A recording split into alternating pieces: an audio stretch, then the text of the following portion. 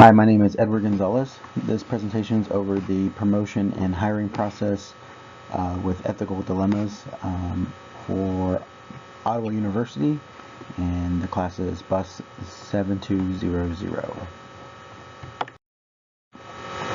So, brief overview of what Garmin has been doing since their inception in 1989. They've become the leader in GPS technology. They employ roughly around 11,000 employees. That number is soon to grow as they're actually expanding right now.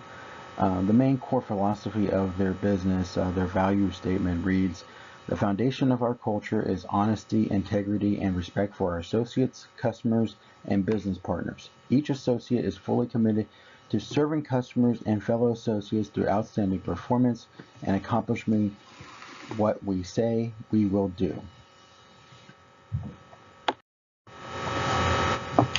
So where this comes into play as far as promotions and employment, I use a resource called Glassdoor.com to research particular people who are either currently employed by Garmin or have been either terminated or left the company and are able to review that company for purposes of other people wanting to use their experiences to determine whether or not they want to work for that company, or maybe just get a brief overview of what that company does.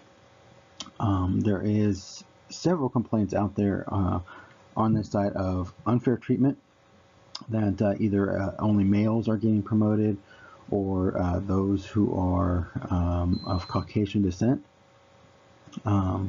There's complaints of communication issues, lack of response from the management teams, basically passing the buck off from saying the management team has no information regarding promotions and that sort of thing, and saying that it has to go over to human resources, and then back over saying human resources doesn't have the information. So there's definitely that miscommunication that's being taken place there. So we learned in this course about utilitarianism, and it is defined as the ethical philosophy in which the happiness of the greatest number of people in a society is considered the greatest good.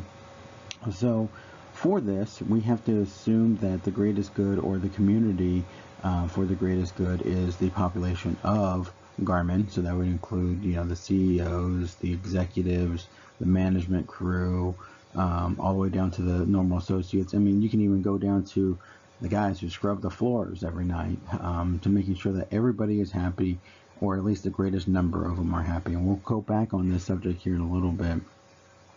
But when you just look at the overview of what's on Glassdoor, it seems like this is not the case. There's so many reviews that are negative, but again, it is an atmosphere that incorporates that, so you can't really take that for the end-all be-all. But this is where communication really comes into play, and you can start to get the understanding of why the communication is a huge point. So that brings us to communication.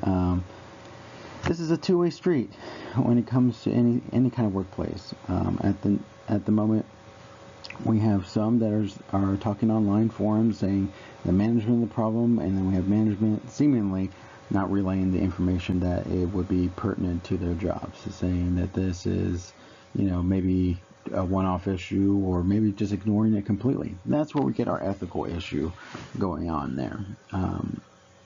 Communication is really how we will begin to repair the process of that these issues are causing.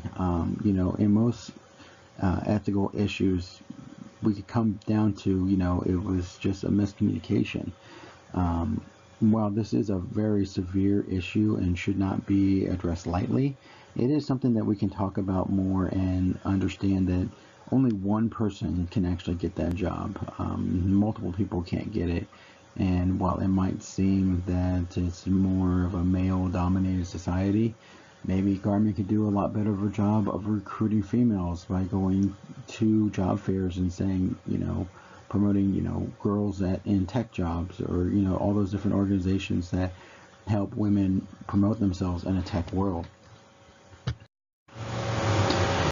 So the conflict here is, it's not like a typical fight where you're saying, guy A punches guy B, or woman A punches woman B. Nothing like that. We are talking about the conflict between management and the employee that's looking to either get promoted or employed with this organization. So it's a conflict of what somebody needs to do versus what somebody has already done. So if I am going for a position that needs a bachelor's degree, but I don't have that yet, but I have all this experience, and then I'm going up against somebody that has not only the bachelor's degree, but also experience, well, I shouldn't worry about what I've done because there's obviously somebody better. But that's where the communication comes into play as well. Management should say, we hired Todd for this position because he was the most outstanding person available because he's accomplished A, B, C, and X, Y, Z, versus, when you get that dismissal letter saying, you know what, we really respect your ability to do A, B, C, D, E, F, G, and you've been with the company X amount of years, but what we were really looking for was somebody that's been there before, that has done it, and also has a degree. Also, management needs to understand that these promotions don't just impact the individual person that gets denied. It impacts their family. Maybe they were looking for the promotion to be able to supply more money to their family, or maybe a little bit less stress in their life. A lot of different issues come into play there that need to be analyzed before we go forward. Which means that we come to the slide that, is there actually an ethical issue here? Well, yes and no. The ethical issues seem to be stemming just from communication. The dilemma here is really what is transpiring between the employer and the employee.